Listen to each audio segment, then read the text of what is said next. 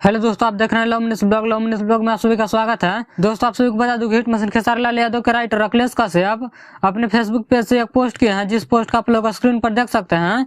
और इस पोस्ट में लिखा है, खेसारी लाल यादव को इंसाफ दिलाने के लिए अब आप सबको आगे आना होगा, एक भोजपुरी के बेटे के साथ आना होगा। चलिए अब मिल के लड़ते हैं अपने सुपरस्टार के लिए। हम सब भी देखें कि आखिर ताकत आप सब में है या उन लोगों में जिन लोगों ने आज इस मोड़ पर लाके खड़ा कर दिया है हमें।